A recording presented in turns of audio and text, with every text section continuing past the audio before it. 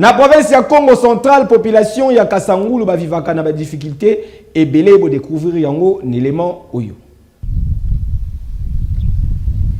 Caméra ya magazine Nabiso ekitaki na province ya Congo central, plus précisément na Kasangulu esika wapi to s'intéressa ki mwa muke na condition de vie ya population oyo e vivaka côté oyo ndenge kaka bozali komona boye awa tozali na cité Salongo bango awa bazali confronté na ba difficulté belé lokola likambo etali nzela banzela ya malonga ezalaka te na kati donc soki mwa mvula ebeti circulation ekomaka mobulu na ndenge ya kosakana te. En plus de cela bazalaka na problème sérieux pona kozwa eau potable veut dire mai ezalaka te yoka communication nzela na biso eza malamu te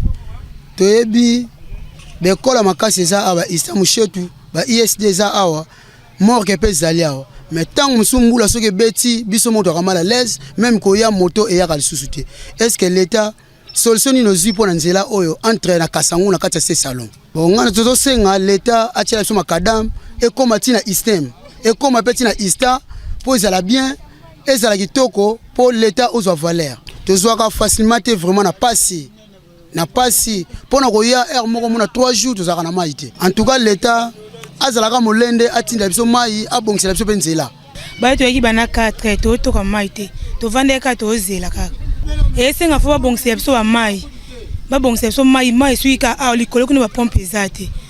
bata likolo bango so bayaka ana seto bundana ka ana mai neti awa na wenze ya Mvwemba na quartier Mvwenene na avenue Masusa population bazali na libulu moko etungisaka bango awa et comment menacer voire même route nationale numéro 1. En plus de cela, Régie des eaux abeta bango mama na mavuba mama na vusi na robinet moko ya Mwanza atila bango awa et bimisa kaka mai pendant quelques jours ti lelo foin na foin et loko zo déranger biso la quartier oyo libulu oyo nzela zaki no moni mabeleza plein boy bambula bakonzi ba kipe biso te nzela ti omoni comme na beta o quartier yango zo bimana makadam na route nationale numéro 1.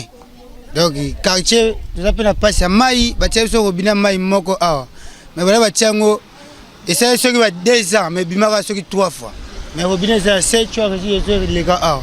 ça passe à mai ça passe nzela donc le tout ça biso yangwana na sengi na l'état ay kosunga biso pour nzela oyo quartier moyemi touké côté zate ngamona zana motard to mataka na passe na comme la sa moto na la police donc l'état kosunga biso entre oyo et bonga kota sekuna to sa biso bien kaka entre o na bandeli a po ezape pembe na marché ba mama basunga ba konzi ba lega kawa wenze mo eteka fui ana Kasangulu ezaka wenze o ta yango déjà lingi koya donc ba konzi ba kosunga biso pe pour la place o en plus une route nationale yango numéro 1 érosion ya mke o yango ezo bimadiana na route nationale te ebite ba konzi ba nge koma ya munene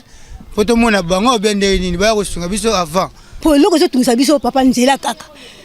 posa pemela wenje tete za bo wenje oyo nakati boyebi ko malamu wenje oyo lelo soki wenje oyo koko beba eza pasi mingi pona bino pona biso pe pasi mais nzela e bebi moyeba leka batamu ba moto bakitaka bo moyeba leka te camion moye kota bo ezate siko souci na biso tela ngoto sepeli ne boye to poto yebisa bino makauto souci na biso za nzela oyo fala ba bongisa biso nzela oyo ba ko sunga biso na nzela oyo po nzela bebi mikoni tuzo ko leto ko sala nini soki nzela bebi e ko kwesa wenje soki kwesi wenje to ko zonga na banda ko bana toko vivre ndenge ni na bana totangisaka bana makamili tosala soki nzela bebi wenje kufi biso pe tosonga na bandako weza veni munene leto za boye bopitel eza na kati na se na kati ya mboka nzela eza ko beba banana likolo ane bomoni botina se kuna nzela eza bien te ba konta likolo baso na kati ya mboka Kasangulu na kati ya wenze oyo awa baso tozomona bango te toza na posa ba ya biso pe isa mo posa eza pona biso toza ba mama nde baza pona ba papa ndeni baso leka biso mama baso kene papa tina gari kuna baso leka wenze oyo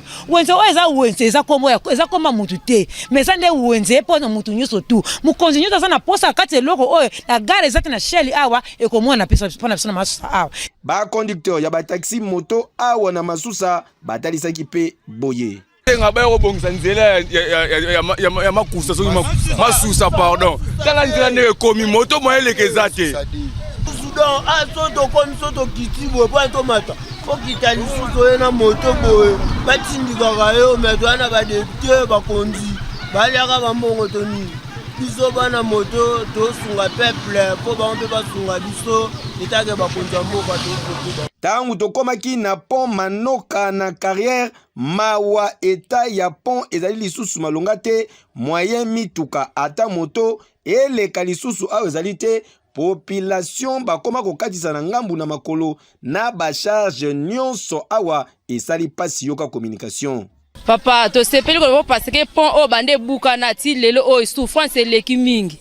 To ata ko tumi tukata ba moto ko katisa na ngambu te. Soki to komika na ngambu abiloko to mimaka na mutu pasi eleki bobongisela biso pont ebonga ndenge batu nyonso bazalaka. Po za na poso koma na pota ndako na poa to koma ko na ba mboka ozomema bakolina mutu. Ozo katsa na bakolina yo esi ba mote bima po e faciliter biso na ba moyen de transport mais o biso awa moyen ko katsa ezalaka te po oyo banda frama etikala frama ekweya ata mutu ya Congolais nana monanija ya kobongisela biso po awa ya Kasangulu